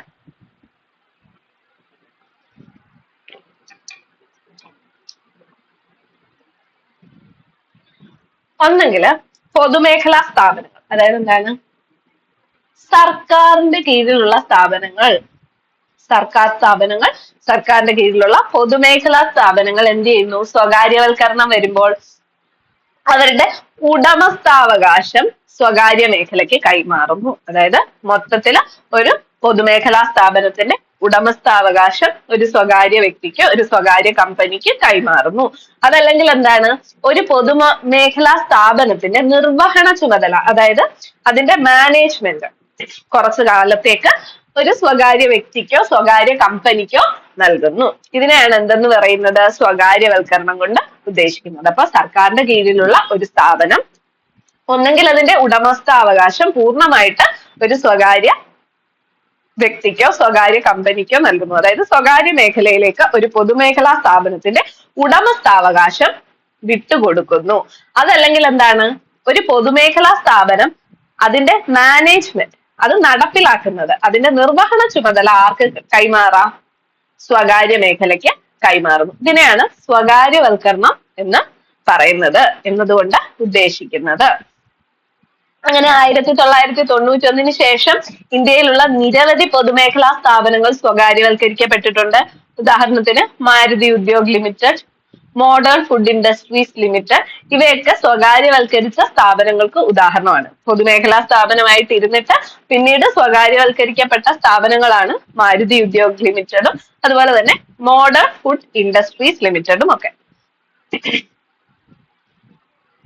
ഇനി പൊതുമേഖലാ സ്ഥാപനങ്ങൾ സ്വകാര്യ മേഖലയ്ക്ക് വിട്ടുകൊടുക്കുന്നത് അതിന്റെ ഓഹരി വിപണനം ഇതൊക്കെ കൈകാര്യം ചെയ്യുന്ന കേന്ദ്ര സർക്കാരിന്റെ ധനകാര്യ മന്ത്രാലയത്തിന് കീഴിൽ പ്രവർത്തിക്കുന്ന സ്ഥാപനമാണ് ഏത്? Department of disinvestment. അപ്പൊ എന്താണ്? പൊതുമേഖലാ സ്ഥാപനങ്ങളുടെ സ്വകാര്യവൽക്കരണം, അവയുടെ ഓഹരി വിപണനം ഇതൊക്കെ കൈകാര്യം ചെയ്യുന്ന സ്ഥാപനമാണ് ഏത്? Department of disinvestment. അപ്പൊ സ്വകാര്യവൽക്കരണത്തിന്റെ കാര്യങ്ങളൊക്കെ നോക്കി നടപ്പാക്കുന്ന സ്ഥാപനമാണ് ഡിപ്പാർട്ട്മെന്റ് ഓഫ് ഡിസ്ഇൻവെസ്റ്റ്മെന്റ്. ഇനി സർക്കാരിന്റെ സ്വാധീനം ഉള്ള മേഖലകളിൽ സ്വകാര്യ മേഖലയ്ക്കും ഇപ്പൊ പങ്കാളിത്തമുണ്ട്. നമുക്ക് എന്താണ്? സർക്കാരും സ്വകാര്യ മേഖലയും ഒന്നിച്ച് പ്രവർത്തിക്കുന്ന കുറച്ച് മേഖലകൾ നമുക്ക് നോക്കാം. ഒന്നാണെന്ത്? Build, operate and transfer. എന്താണ് build, operate and transfer? BOT. എന്താണ് ഇതുകൊണ്ട് ഉദ്ദേശിക്കുന്നത്? ഒരു സ്വകാര്യ വ്യക്തി അല്ലെങ്കിൽ ഒരു സ്വകാര്യ മേഖലയിലുള്ള ഏതെങ്കിലും ഒരു കമ്പനി ഒരു റോഡോ അല്ലെങ്കിൽ പാലമോ ഒക്കെ നിർമ്മിക്കുന്നു. അവര് നിർമ്മിച്ചതിന് ശേഷം എന്ത് ചെയ്യുന്നു? ടോൾ ഇട്ടിട്ട് അവരുടെ നിർമ്മാണ ചെലവ് ആ ടോൾ ബൂത്തിൽ നിന്ന് തിരിച്ചെടുക്കുന്നു. അതിനുശേഷം എന്താണ്? അത് എന്ത് ചെയ്യുന്നു? സർക്കാരിന് കൈമാറുകയും ചെയ്യുന്നു. ഇതാണ് BOT എന്നതുകൊണ്ട് ഉദ്ദേശിക്കുന്നത്. എന്താണ്? Build, operate and transfer. ഇവിടെ എന്താ സംഭവിക്കുന്നത്? ഒരു സ്വകാര്യ മേഖലയിലുള്ള ഒരു സ്ഥാപനം ഒരു പാലം അല്ലെങ്കിൽ റോഡ് ഇവ പണിയുന്നു. ഇവ പണിഞ്ഞതിന് ശേഷം ടോൾ ഇട്ടിട്ട് അവരുടെ നിർമ്മാണ ചെലവ് അവിടെ നിന്ന് പിരിച്ചെടുക്കുന്നു. പിരിച്ചെടുത്തതിന് ശേഷം ഈ അവർ നിർമ്മിച്ച റോഡ് അല്ലെങ്കിൽ പാലം അല്ലെങ്കിൽ എന്ത് സ്ഥാപനമാണോ അവർ നിർമ്മിച്ചത് അത് ആർക്ക് വിട്ടുകൊടുക്കുന്നു? സർക്കാരിന് വിട്ടുകൊടുക്കുന്നു. ഇതാണ് BOT കൊണ്ട് ഉദ്ദേശിക്കുന്നത്. അടുത്തത് പബ്ലിക് പ്രൈവറ്റ് പാർട്ട്ണർഷിപ്പ്. എന്താണ് ഈ പബ്ലിക് പ്രൈവറ്റ് പാർട്ട്ണർഷിപ്പ് കൊണ്ട് ഉദ്ദേശിക്കുന്നത്? എന്താണ് ഉദ്ദേശിക്കുന്നത്? സർക്കാരും സ്വകാര്യ മേഖലയിലുള്ള വ്യക്തികളും സംയുക്തമായിട്ട് എന്തെങ്കിലും ഒരു സംരംഭം ആരംഭിക്കുന്നു. അതായത് നമ്മൾ കൂട്ടുകാർ ചേർന്ന് ഒരു ബിസിനസ് തുടങ്ങുന്ന പോലെ സർക്കാരും ഏതെങ്കിലും ഒരു സ്വകാര്യ മേഖലയിലുള്ള വ്യക്തിയും കൂടി ചേർന്നിട്ട് ഒരു സംരംഭം തുടങ്ങുന്നു. തുടങ്ങിക്കഴിഞ്ഞാൽ അവരെന്ത് ചെയ്യും? അവർക്ക് കിട്ടുന്ന ലാഭം പങ്കുവെച്ചെടുക്കുന്നു. സാധാരണ രണ്ട് കൂട്ടുകാർ ചേർന്ന് ഒരു ബിസിനസ് തുടങ്ങുന്നത് പോലെ ഒരു സർക്കാരും അതുപോലെ തന്നെ ഒരു സ്വകാര്യ വ്യക്തിയും കൂടി ചേർന്ന് ഒരു സംരംഭം ആരംഭിക്കുന്നു. അതിനുശേഷം എന്ത് ചെയ്യുന്നു? അവർക്ക് കിട്ടുന്ന ലാഭം അവർക്കിടയിൽ തന്നെ വീതിച്ച് എടുക്കുന്നു. അതിനെയാണ് പബ്ലിക് പ്രൈവറ്റ് പാർട്ട്ണർഷിപ്പ് എന്ന് പറയുന്നത്. അതിനൊരു ഉദാഹരണമാണ് ഇത് Cochin international airport limited. CIAL Cochin international airport limited ഒരു പബ്ലിക് പ്രൈവറ്റ് പാർട്ട്ണർഷിപ്പിന് ഉദാഹരണമാണ്. അപ്പൊ സ്വകാര്യ മേഖലയും സർക്കാരും കൂടെ ഒന്നിച്ചുള്ള പ്രവർത്തനങ്ങൾ ഉദാഹരണമാണ് എന്തൊക്കെ? BOT, അതായത് ബോട്ട്, റോഡ് എന്നൊക്കെ നമ്മൾ കേട്ടിട്ടുണ്ട്. നമ്മൾ ടോൾ അടയ്ക്കാറുണ്ട്. അപ്പൊ എന്താണ്? ഒരു സ്വകാര്യ മേഖലയിലെ വ്യക്തി ഒരു റോഡ് അല്ലെങ്കിൽ പാലം ഒക്കെ പണിയുന്നു, ബിൽഡ് ചെയ്യുന്നു. എന്നിട്ട് അവരെന്ത് ചെയ്യും? ടോൾ ഇട്ട് അവരുടെ നിർമ്മാണ ചെലവ് അതിൽ നിന്ന് പിരിച്ചെടുക്കും. അതിനുശേഷം എന്ത് ചെയ്യും? അത് സർക്കാരിന് കൈമാറ്റം ചെയ്യും. ബിൽഡ് ചെയ്ത് അത് കുറച്ചുനാൾ ഓപ്പറേറ്റ് ചെയ്ത് അതിനുശേഷം സർക്കാരിലേക്ക് ട്രാൻസ്ഫർ ചെയ്യും. അതാണ് BOT. ഇനിയുള്ളത് പബ്ലിക് പ്രൈവറ്റ് പാർട്ട്ണർഷിപ്പ്. ഇവിടെ എന്താണ്? രണ്ട് കൂട്ടുകാർ ചേർന്ന് ഒരു സംരംഭം തുടങ്ങുന്ന പോലെ ആലോചിക്കുക. സർക്കാരും സ്വകാര്യ വ്യക്തിയും ചേർന്ന് ഒരു സംരംഭം ആരംഭിക്കുകയും അതിന്റെ ലാഭം അവർ വീതിച്ചെടുക്കുകയും ചെയ്യുന്നതാണ് PPP എന്ന് പറയുന്നത്. ഉദാഹരണമാണ് കൊച്ചിൻ ഇന്റർനാഷണൽ എയർപോർട്ട്. ഇനി എന്താണ് ഈ ഒരു സ്വകാര്യവൽക്കരണത്തിന്റെ ലക്ഷ്യം? അല്ലെങ്കിൽ സ്വകാര്യവൽക്കരണം വന്നതുകൊണ്ട് എന്ത് നേട്ടമാണ് ഉണ്ടാകുന്നത് എന്ന് ചോദിച്ചു കഴിഞ്ഞാൽ എന്താണ്? സാമ്പത്തിക അച്ചടക്കവും ആധുനികവൽക്കരണവും കൊണ്ടുവരിക. എന്താണ്? സാമ്പത്തിക അച്ചടക്കവും ആധുനികവൽക്കരണവും കൊണ്ടുവരിക. അതായത് സ്വകാര്യ വ്യക്തികൾ വരുമ്പോഴത്തേക്ക് അവിടെ സ്വകാര്യ മൂലധനം ആ ഒരു സംരംഭത്തിലേക്ക് വരുന്നു. അതുപോലെ തന്നെ എന്താണ്? ഇപ്പൊ കൂടുതലായിട്ട് ആ മേഖലയിൽ ആധുനികവൽക്കരണം വരാം, അതുപോലെ സാമ്പത്തിക അച്ചടക്കമൊക്കെ വരാം. അതാണ് സ്വകാര്യവൽക്കരണം കൊണ്ട് ഉദ്ദേശിക്കുന്നത്. അതുപോലെ തന്നെ എന്താണ്? സ്വകാര്യവൽക്കരണത്തിന്റെ ഭാഗമായിട്ട് എന്താണ്? പൊതുമേഖലാ സ്ഥാപനങ്ങളുടെ ഓഹരികളും വിൽക്കാറുണ്ട്. എന്താണ്? പൊതുമേഖലാ സ്ഥാപനങ്ങളുടെ ഓഹരികളുടെ ഓരോ വീതം ആർക്കും കൊടുക്കാറുണ്ട്? സ്വകാര്യ മേഖലയ്ക്ക് പൊതുമേഖലാ സ്ഥാപനങ്ങളുടെ വിഹിതം, ഓഹരി വിഹിതം വിൽക്കാറുണ്ട്. അപ്പൊ ഇതെല്ലാം ലക്ഷ്യം വെക്കുന്ന എന്തിനാണ്? സ്വകാര്യ വ്യക്തികളെ കൂടി പൊതുമേഖലാ സ്ഥാപനങ്ങളിൽ കൊണ്ടുവരുന്നത് വഴി സാമ്പത്തിക അച്ചടക്കം ആ മേഖലയിലേക്ക് കൊണ്ടുവരാൻ സാധിക്കുമെന്നും അതുപോലെ സ്വകാര്യ വ്യക്തികളുടെ മൂലധനം ഉപയോഗിച്ചുകൊണ്ട് ആധുനികവൽക്കരണം ഓരോ മേഖലയിലും നടത്താൻ സാധിക്കുമെന്നുമാണ് ലക്ഷ്യം വെക്കുന്നത്. അപ്പൊ നമ്മള് സ്വകാര്യവൽക്കരണത്തെ കുറിച്ച് കുറച്ചധികം കാര്യങ്ങൾ തന്നെ പറഞ്ഞു കഴിഞ്ഞു. ഇനി നമുക്ക് നോക്കാം, നമ്മൾ ഈ സ്വകാര്യ മേഖലയെ മാത്രം പ്രോത്സാഹിപ്പിച്ചാൽ പോരല്ലോ, പൊതുമേഖലാ സ്ഥാപനങ്ങൾക്കും അവരർഹിക്കുന്ന ഒരു പരിഗണന കൊടുക്കണമല്ലോ. പൊതുമേഖലാ സ്ഥാപനങ്ങൾ പ്രവർത്തിച്ചുകൊണ്ടിരിക്കുകയാണ് അല്ലെ, അവരെ ആരും കാണാതിരിക്കരുത്, അവരുടെ പ്രവർത്തനങ്ങൾ കൂടി കാണേണ്ടതുണ്ട്. അപ്പൊ പൊതുമേഖലാ സ്ഥാപനങ്ങൾ എന്ത് ചെയ്യണം? അവരുടെ കാര്യക്ഷമത മെച്ചപ്പെടുത്താനും അതുപോലെ തന്നെ തൊഴിൽപരമായിട്ടുള്ള കഴിവ് സൃഷ്ടിക്കുന്നതിനും കൂടുതൽ ഫലപ്രദമായിട്ട് സ്വകാര്യ മേഖലയിലുള്ള കമ്പനികളുമായിട്ട് മത്സരിക്കുന്നതിനും പൊതുമേഖലാ സ്ഥാപനങ്ങൾക്ക് കുറച്ച് പദവികൾ കൊടുത്തു. അതായത് എന്താണ്? ഇപ്പൊ കുട്ടികൾ നന്നായിട്ട് പഠിച്ചാൽ സ്റ്റാറും വെരി ഗുഡും ഒക്കെ കൊടുക്കുന്ന പോലെ പൊതുമേഖലാ സ്ഥാപനങ്ങൾ നല്ല രീതിയിൽ പ്രവർത്തന മികവ് കാണിച്ചു കഴിഞ്ഞാൽ കുറച്ച് മാനദണ്ഡങ്ങളുണ്ട്, അതനുസരിച്ച് അവർ നല്ല പ്രവർത്തനം കാഴ്ചവെക്കുകയാണെങ്കിൽ പൊതുമേഖലാ സ്ഥാപനങ്ങൾക്ക് ഓരോ പദവി കൊടുക്കും. നല്ല രീതിയിൽ പ്രവർത്തനം കാഴ്ചവെക്കുന്ന പൊതുമേഖലാ സ്ഥാപനത്തിന് ആദ്യം കിട്ടുന്ന പദവിയാണ് മിനി രത്ന പദവി. എന്ത് പദവിയാണ്? മിനി രത്ന പദവി. ഇനി മിനി രത്ന പദവി ലഭിച്ച ഒരു പൊതുമേഖലാ സ്ഥാപനം പിന്നെയും നല്ല പെർഫോമൻസ് കാഴ്ചവെക്കുകയാണ്, കുറച്ച് മാനദണ്ഡങ്ങളൊക്കെ ഉണ്ട് അതിന്, ആ മാനദണ്ഡങ്ങളൊക്കെ അവര് പൂർത്തീകരിക്കുകയാണെങ്കിൽ മിനി രത്ന പദവി ലഭിച്ച ഒരു കമ്പനിക്ക് എന്ത് കിട്ടുന്നു? അടുത്തതായിട്ട് കിട്ടുന്ന പദവിയാണ് നവരത്ന കമ്പനി. അപ്പൊ നവരത്ന കമ്പനിയായി, മിനി രത്ന കമ്പനി ആയിരുന്ന ഒരു കമ്പനി നവരത്ന പദവി കിട്ടും. അതിനുശേഷം എന്ത് ചെയ്യാണ്? വീണ്ടും അവർ നന്നായി പെർഫോം ചെയ്യുകയാണ്, അവർക്ക് കൊടുത്തിരിക്കുന്ന മാനദണ്ഡങ്ങൾ, ക്രൈറ്റീരിയകളൊക്കെ അവര് പാലിക്കുന്നുണ്ട്, അവര് നല്ല രീതിയിൽ പെർഫോം ചെയ്ത് നല്ല ലാഭം ഉണ്ടാക്കുകയാണ്, സർക്കാർ പറയുന്ന മാനദണ്ഡങ്ങളെല്ലാം അവർ പൂർത്തീകരിച്ചിട്ടുണ്ടെങ്കിൽ പിന്നീട് അവർക്ക് കിട്ടുന്ന പദവിയാണ് എന്താ? മഹാരത്ന പദവി. എന്ത് പദവിയാണ്? മഹാരത്ന പദവി. നിലവിലിപ്പോ 14 മഹാരത്ന കമ്പനികളാണ് ഉള്ളത്. എത്രയാണ്? 14 മഹാരത്ന കമ്പനികളാണ് നിലവിലുള്ളത്. നമുക്ക് ആ 14 മഹാരത്ന കമ്പനികളുടെ പേരും കൂടി ഒന്ന് നോക്കാം. 14 മഹാരത്ന കമ്പനികളുടെ പേരും കൂടി നമുക്കൊന്ന് നോക്കാം. അപ്പൊ എന്താണ് നമ്മൾ പറഞ്ഞത്? എന്താണ് ഈ ഒരു പൊതുമേഖലാ സ്ഥാപനങ്ങളെ പ്രോത്സാഹിപ്പിക്കാനായിട്ട് സർക്കാർ കൊണ്ടുവന്ന ഒരു പദ്ധതി? ഇപ്പൊ എന്താണ്? ഈ സ്കൂളിൽ കുട്ടികൾ നന്നായിട്ട് പഠിച്ചാൽ അവർക്ക് സ്റ്റാറും മുട്ടായും ഒക്കെ കൊടുക്കുന്ന പോലത്തെ ഒരു സംഭവമാണ് എന്ത്? പൊതുമേഖലാ സ്ഥാപനങ്ങളെ പ്രോത്സാഹിപ്പിക്കാനും സർക്കാർ കൊടുക്കുന്നത്. നല്ല രീതിയിൽ പെർഫോം ചെയ്ത് നല്ല ലാഭം ഉണ്ടാക്കുന്ന കമ്പനികൾക്ക് ആദ്യം എന്ത് പദവി കിട്ടും? മിനി രത്ന പദവി കിട്ടും. അവർ കുറച്ച് മാനദണ്ഡങ്ങളൊക്കെ ഫുൾഫിൽ ചെയ്യണം, അപ്പോഴാണ് അവർക്ക് എന്ത് കിട്ടുന്നത്? മിനി രത്ന പദവി കിട്ടുന്നത്. അതിനുശേഷം എന്ത് കിട്ടും? മിനി രത്ന പദവി ലഭിച്ച ഒരു കമ്പനി പിന്നെയും നല്ല പെർഫോമൻസ് കാഴ്ചവെക്കുന്നു, കുറച്ച് സർക്കാർ പറയുന്ന മാനദണ്ഡങ്ങളൊക്കെ പൂർത്തീകരിക്കുമ്പോൾ അവർക്ക് അടുത്ത് കിട്ടുന്ന പദവിയാണ് നവരത്ന പദവി.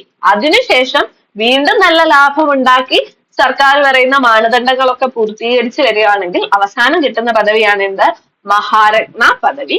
മഹാരത്ന പദവി നിലവിൽ 14 മഹാരത്ന കമ്പനികളാണ് ഇന്ത്യയിലുള്ളത്. ഏതൊക്കെയാണ്? Bharat heavy electricals limited, Bharat petroleum corporation limited, അതുപോലെ തന്നെ കോൾ ഇന്ത്യ ലിമിറ്റഡ്, പിന്നെന്താണ്? ഗെയിൽ ഇന്ത്യ ലിമിറ്റഡ്, പിന്നെ Hindustan petroleum corporation limited, Indian oil corporation limited, NTPC limited, oil and natural gas corporation limited, power finance corporation, power grid corporation of India limited, steel authority of India limited, rural electrification corporation limited, oil India limited, Hindustan aeronautics limited. അപ്പൊ എന്തൊക്കെയാണ്? 14 സ്ഥാപനങ്ങൾക്കാണ്, 14 പൊതുമേഖലാ സ്ഥാപനങ്ങൾക്കാണ് ഇപ്പോൾ മഹാരത്ന പദവി ഉള്ളത്. ആ മഹാരത്ന പദവിയുള്ള സ്ഥാപനങ്ങളുടെ പേര് നമ്മൾ പറഞ്ഞു. എന്തൊക്കെയാണ്? Bharat heavy electricals limited, Bharat petroleum corporation limited, coal India limited, GAIL India limited, Hindustan petroleum corporation limited, Indian oil corporation limited, NTPC, oil and natural gas corporation limited, പിന്നെ power finance corporation, power finance corporation, power grid corporation of India limited, power grid corporation of India limited, steel authority of India limited, steel authority of India limited, പിന്നെന്താണ് rural electrification corporation limited, rural electrification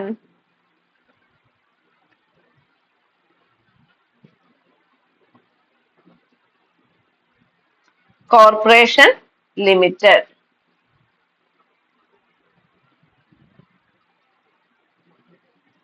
പിന്നീടുള്ളത് oil India limited,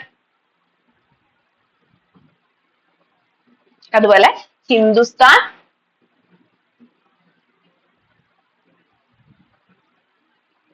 aeronautics limited. ഇതിൽ നിന്ന് ചോദ്യങ്ങളൊക്കെ വരാറുണ്ട്.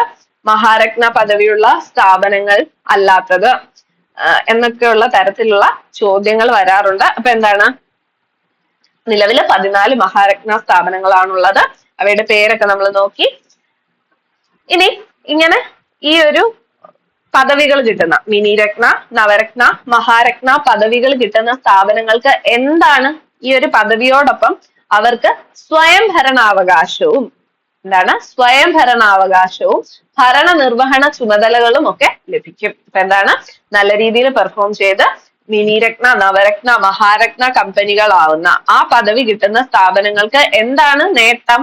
അവർക്ക് ഭരണനിർവഹണ ചുമതലയും സ്വയംഭരണാവകാശവും ഒക്കെ ലഭിക്കും. അപ്പൊ എന്താണ് ഈ ഒരു സ്ഥാപനങ്ങളെ കുറിച്ചുള്ള ഒരു ഏകദേശ ഐഡിയയും നിലവിൽ എത്ര മഹാരത്ന കമ്പനികളുണ്ട് അവരുടെ പേര് നമ്മൾ പഠിച്ചു കഴിഞ്ഞു. അടുത്ത് നമുക്ക് ആഗോളവൽക്കരണം എന്താണെന്ന് നോക്കാം. എന്താണ് നമ്മൾ നോക്കാൻ പോകുന്നത്? ആഗോളവൽക്കരണത്തെ കുറിച്ച് നോക്കാൻ പോവാണ്. ആഗോളവൽക്കരണം എന്ന് പറഞ്ഞാൽ എന്താണ്? നമ്മുടെ രാജ്യത്തിന്റെ സമ്പദ് വ്യവസ്ഥ ആഗോള സമ്പദ് വ്യവസ്ഥയുമായിട്ട് ഒന്നു ചേരുന്ന പ്രക്രിയയാണ് ആഗോളവൽക്കരണം എന്ന് പറയുന്നത്. അതായത് നമ്മുടെ രാജ്യത്തിന്റെ സമ്പദ് വ്യവസ്ഥ ആഗോള സമ്പദ് വ്യവസ്ഥയുമായി ഒത്തുചേരുന്ന ആ ഒരു പ്രക്രിയയാണ് ആഗോളവൽക്കരണം എന്ന് പറയുന്നത്. അതിനെ കുറച്ചുകൂടെ വ്യക്തമായിട്ട് പറഞ്ഞു തന്നാൽ എന്താണ്, രാജ്യത്തിന്റെ അതിർത്തികൾ കടന്ന്, രാജ്യത്തിന്റെ ഓരോ രാജ്യങ്ങളുടെയും ബോർഡറുകൾ കടന്ന് മൂലധന പ്രവാഹം, ഓരോ ബിസിനസ്സുകൾ തുടങ്ങാനുള്ള ക്യാപിറ്റലിന്റെ ഇൻവെസ്റ്റ്മെന്റ്, ഓരോ രാജ്യങ്ങളും എന്താണ് മറ്റ് രാജ്യങ്ങളിലേക്ക് മൂലധന നിക്ഷേപം നടത്തുന്നുണ്ട്. അതുകൂടാതെ എന്താണ്, ജോലി തേടിയ ആൾക്കാർ ഒരു രാജ്യത്ത് നിന്ന് മറ്റു രാജ്യങ്ങളിലേക്ക് പോകുന്നു. അതുപോലെ തന്നെ സാങ്കേതിക വിദ്യ, രാജ്യങ്ങൾക്കിടയിൽ എന്താണ് പുതിയ പുതിയ ടെക്നോളജികൾ രാജ്യങ്ങൾക്കിടയിൽ കൈമാറ്റം ചെയ്യപ്പെടുന്നു. അതുപോലെ സാധനങ്ങളും സേവനങ്ങളും, ചൈനയിൽ ഉണ്ടാക്കുന്ന സാധനം ഇവിടെ കിട്ടാം, നമുക്ക് ഇന്ത്യയിൽ കിട്ടും. അമേരിക്കയിൽ ഉൽപ്പാദിപ്പിക്കുന്ന സാധനങ്ങളും എവിടെ കിട്ടും? ഇവിടെ നമുക്ക് ഇന്ത്യയിൽ കിട്ടുകയും ഉപയോഗിക്കുകയും ചെയ്യാം. അപ്പൊ സാധനങ്ങളുടെയും സേവനങ്ങളുടെയും ഒഴുക്ക്. ഇതുകൊണ്ട് രാജ്യങ്ങൾ തമ്മിലുണ്ടായ പരസ്പര സാമ്പത്തിക ഏകോപനവും ആശ്രയത്വവുമാണ് ആഗോളവൽക്കരണം എന്നറിയപ്പെടുന്നത്. അപ്പൊ എന്താണ്, രാജ്യങ്ങളുടെ അതിർത്തി കടന്ന് മൂലധനം, ഒരു രാജ്യത്തുള്ള പണം മറ്റൊരു രാജ്യത്തെ ഭൂമിയും കമ്പനിയിലും ഒക്കെ കൊണ്ട് ഇൻവെസ്റ്റ് ചെയ്യുകയാണ്. അപ്പൊ മൂലധന നിക്ഷേപം നടക്കുന്നു. അതുപോലെ എന്താണ്, ആൾക്കാര്, ഇന്ത്യയിലുള്ള ആൾക്കാര് ജോലി തേടി എവിടെ പോകുന്നു? അമേരിക്കയിലും കാനഡയിലും ന്യൂസിലൻഡിലും ഓസ്ട്രേലിയയിലും ഒക്കെ പോകുന്നുണ്ട്. അതുപോലെ മറ്റു രാജ്യങ്ങളിൽ നിന്നും ആൾക്കാർ എന്താണ് രാജ്യങ്ങൾക്കിടയിലേക്ക് പൊക്കോണ്ടിരിക്കുകയാണ്. പിന്നെന്താണ്, സാങ്കേതിക വിദ്യയുടെ കൈമാറ്റം, പുതിയ പുതിയ ടെക്നോളജീസ് വരുമ്പോൾ രാജ്യങ്ങൾക്കിടയിൽ അവ കൈമാറ്റം ചെയ്യപ്പെടുന്നു. സാധനങ്ങളുടെയും സേവനങ്ങളുടെയും ഒഴുക്ക്, എവിടെ നിർമ്മിക്കപ്പെടുന്ന സാധനങ്ങളാണെങ്കിലും ഇപ്പൊ മറ്റെല്ലാ കോണുകളിലും അത് കിട്ടും. ഈ ഒരു സാമ്പത്തിക ഏകോപനവും ആശ്രയത്വത്തെയുമാണ് എന്തെന്ന് പറയുന്നത്? ആഗോളവൽക്കരണം എന്ന് പറയുന്നത്. ഇനി എന്താണ് വിദേശ മൂലധന നിക്ഷേപം എന്ന് നമുക്കൊന്ന് നോക്കാം. വിദേശ മൂലധന നിക്ഷേപം എന്ന് പറഞ്ഞാൽ ഒരു രാജ്യം അവരുടെ മൂലധനം, അവരുടെ ക്യാപിറ്റൽ, അവരുടെ പണം അല്ലെങ്കിൽ മറ്റെന്തെങ്കിലും മൂലധനം എന്ത് ചെയ്യാണ്, മറ്റൊരു രാജ്യത്തെ, ഇപ്പൊ ഒരു കമ്പനി അല്ലെങ്കിൽ ഒരു രാജ്യത്തെ പണം മറ്റൊരു രാജ്യത്തെ കമ്പനികളുടെ മേലെ അല്ലെങ്കിൽ അവിടുത്തെ ഭൂമി, ലാൻഡിൽ, അല്ലെങ്കിൽ എന്താണ് ഓഹരി നിക്ഷേപത്തിൽ, ബോണ്ടിൽ അല്ലെങ്കിൽ ബാങ്കിൽ ഒക്കെ കൊണ്ടുപോയി നിക്ഷേപിക്കുന്നതിനെയാണ് എന്തെന്ന് പറയുന്നത്, വിദേശ മൂലധന നിക്ഷേപം എന്ന് പറയുന്നത്. അപ്പൊ സിമ്പിൾ ആയിട്ട് ഇങ്ങനെ ആലോചിച്ചിരിക്കുക, ഒരു രാജ്യം അവരുടെ മൂലധനം എന്ത് ചെയ്യുന്നു, മറ്റൊരു രാജ്യത്ത് കൊണ്ടുപോയി നിക്ഷേപിക്കുന്നു. അത് ചിലപ്പോൾ അവരെന്താണ് മറ്റൊരു രാജ്യത്തെ കമ്പനിയിലെ ഓഹരി വാങ്ങിക്കുകയായിരിക്കും, അതല്ലെങ്കിൽ എന്താണ് മറ്റൊരു രാജ്യത്തെ ഭൂമി വാങ്ങിക്കുകയായിരിക്കും, ലാൻഡ് വാങ്ങിച്ചായിരിക്കും, അതല്ലെങ്കിൽ അവിടുത്തെ എന്താണ് ബോണ്ടുകൾ അല്ലെങ്കിൽ ബാങ്ക് നിക്ഷേപങ്ങൾ ഇവയൊക്കെ വാങ്ങിച്ചായിരിക്കും. അപ്പൊ ഇത്രയേ ഉള്ളൂ, ഒരു രാജ്യത്തു നിന്ന് മറ്റൊരു രാജ്യത്തേക്ക് അവരവരുടെ ക്യാപിറ്റൽ ഇൻവെസ്റ്റ് ചെയ്യുന്നു, അത്ര തന്നെ. പിന്നെ നമ്മൾ ഈ ആഗോളവൽക്കരണത്തിന്റെ കാര്യം പറഞ്ഞു.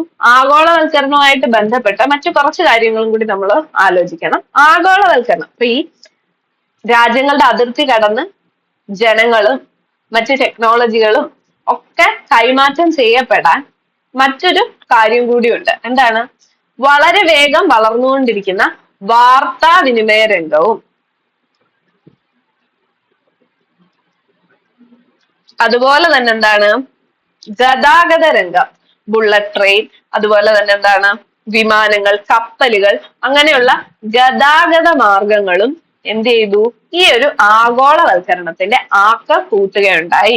ഫോണുകൾ, അതുപോലെ തന്നെ എന്താണ് ഇന്റർനെറ്റ്, കമ്പ്യൂട്ടർ, ഇങ്ങനെയുള്ള വാർത്താവിനിമയ രംഗത്തുണ്ടായ കുതിച്ചുചാട്ടം, അതിന്റെ ഉപയോഗം, ഇന്റർനെറ്റിന്റെ ഒക്കെ ഉപയോഗം മൂലം ആഗോളവൽക്കരണം കൂടുതൽ പെട്ടെന്നാവുകയുണ്ടായി. അതേപോലെ ഗതാഗത മേഖലയിലുള്ള വളർച്ച, ഇതെല്ലാം എന്താണ് ആഗോളവൽക്കരണത്തിന്റെ ആക്കം കൂട്ടിയിട്ടുണ്ട്. ഇനി ആഗോളവൽക്കരണത്തിന്റെ ഭാഗമായി നടക്കുന്ന മറ്റൊരു പ്രധാന ഫലമാണ്, അല്ലെങ്കിൽ ആഗോളവൽക്കരണം മൂലം ഉണ്ടായ ഒരു പ്രധാന ഫലമായിട്ട് നമുക്ക് എന്തിനെ പറയാം, പുറം പണി കരാറിനെ പറയാം. എന്താണ് ഈ പുറം പണി കരാർ അഥവാ ഔട്ട്സോഴ്സിംഗ് എന്ന് പറയുന്നത്?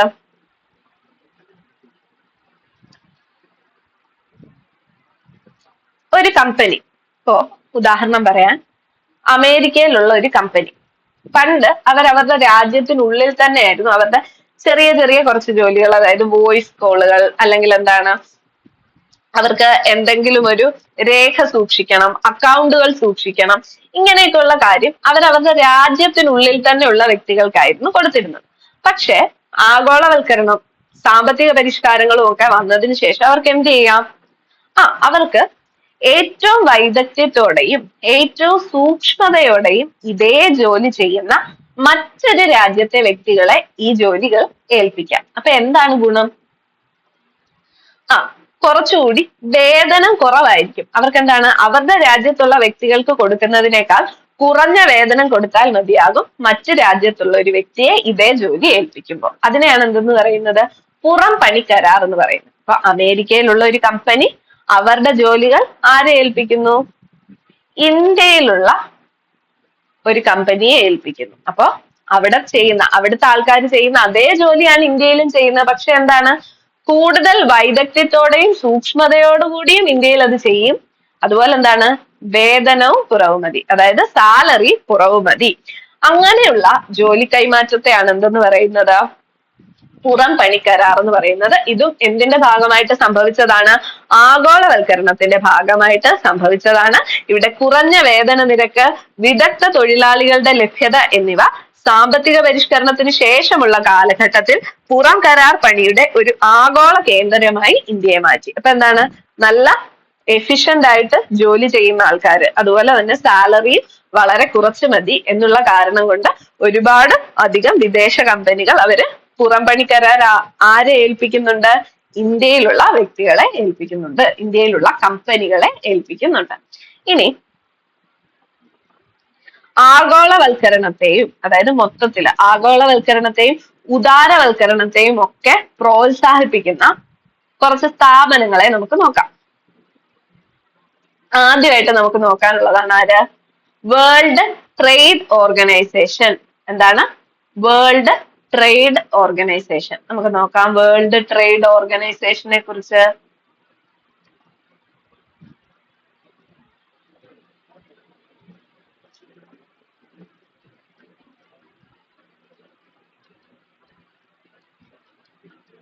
വേൾഡ് ട്രേഡ് ഓർഗനൈസേഷൻ ഇത് ഗാട്ട് എന്ന് പറയുന്ന സംഘടനയുടെ general agreement on tariffs and trade എന്ന് പറയുന്ന ഗാട്ട് എന്ന് പറയുന്ന ഒരു സംഘടനയുടെ പിൻഗാമിയായിട്ട് വന്നതാണ് വേൾഡ് ട്രേഡ് ഓർഗനൈസേഷൻ. അപ്പൊ ഗാട്ട് എന്ന് പറയുന്ന സംഘടനയുടെ പിൻഗാമിയായി 1995 ജനുവരി 1 നിലവിൽ വന്നതാണ് ആര്?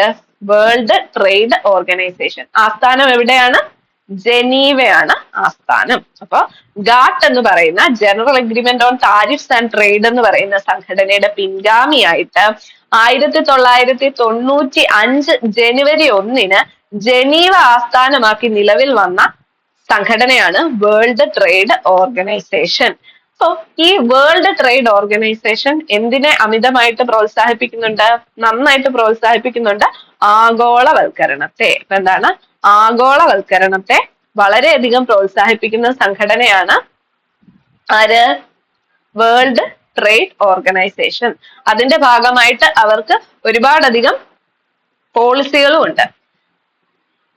ഈ സംഘടനയുടെ നിർദ്ദേശപ്രകാരം രൂപം കൊണ്ടിട്ടുള്ള സ്വതന്ത്ര വ്യാപാര കരാറുകളിലൊക്കെ എന്താണ് നിർദ്ദേശം വെക്കുന്നത്? ഇറക്കുമതി തീരുവ കുറയ്ക്കുക, ഘട്ടം ഘട്ടമായി സബ്സിഡികൾ കുറയ്ക്കുക, പേറ്റന്റ് നിയമങ്ങൾ പരിഷ്കരിക്കുക, അതുപോലെ തന്നെ ആഭ്യന്തര നിക്ഷേപങ്ങൾക്ക് നൽകുന്ന പരിഗണന വിദേശ നിക്ഷേപങ്ങൾക്ക് നൽകുക. ഈ നയങ്ങളെല്ലാം തന്നെ ഉദാരവൽക്കരണത്തെയും ആഗോളവൽക്കരണത്തെയും ശക്തിപ്പെടുത്തുന്നതാണ്. അപ്പൊ നമ്മൾ ഇത്രയും കാര്യങ്ങൾ ഓർത്തിരിക്കേണ്ടതാണ്. ഗാട്ടിന്റെ പിൻഗാമിയായിട്ട് 1995 ജനുവരി 1 ജനീവ ആസ്ഥാനമാക്കി രൂപം കൊണ്ട വേൾഡ് ട്രേഡ് ഓർഗനൈസേഷൻ എന്തിനെയൊക്കെയാണ് പ്രോത്സാഹിപ്പിച്ചിരുന്നത്? ആഗോളവൽക്കരണത്തെയും ഉദാരവൽക്കരണത്തെയും പ്രോത്സാഹിപ്പിക്കുന്ന ഒരു സ്ഥാപനമായിരുന്നു, ഒരു സംഘടനയായിരുന്നു ആര്? World trade organisation. അതുപോലെ തന്നെയാണ് എന്ത്? ലോകബാങ്കും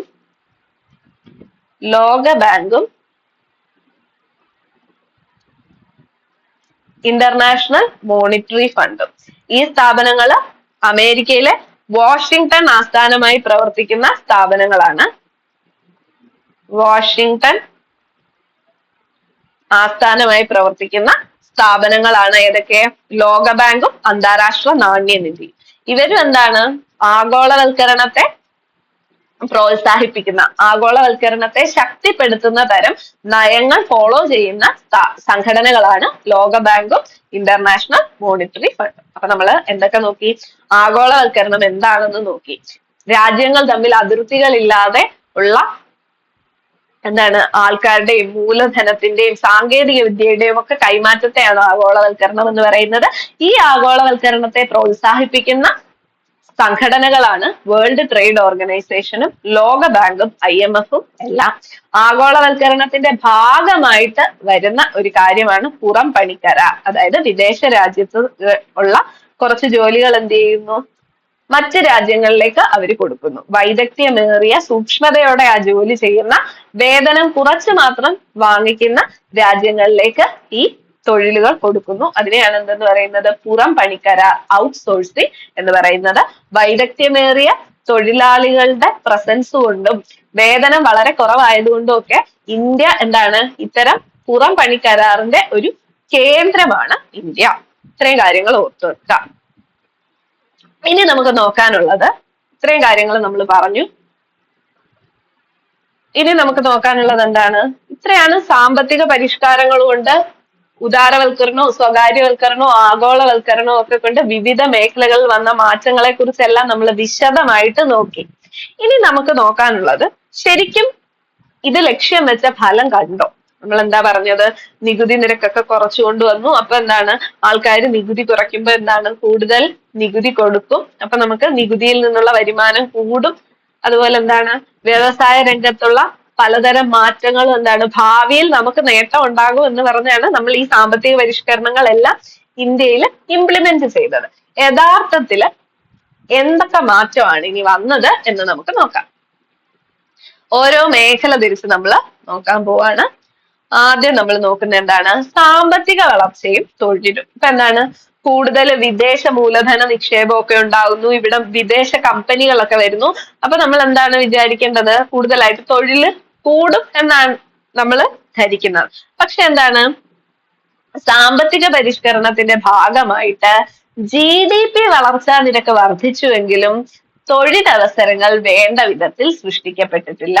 എന്താണ്? സാമ്പത്തിക മേഖലയും തൊഴിലും നോക്കിക്കഴിഞ്ഞാൽ GDP ഗ്രോസ് ഡൊമസ്റ്റിക് പ്രൊഡക്റ്റിൽ വർധന ഉണ്ടായാൽ പോലും തൊഴിൽ മേഖലയിൽ കാര്യമായിട്ടുള്ള അവസരങ്ങളൊന്നും സൃഷ്ടിക്കപ്പെട്ടില്ല. ഇനി അടുത്തത് കാർഷിക മേഖല. അപ്പൊ എന്താണ്? കാർഷിക മേഖല നമുക്ക് നോക്കാം.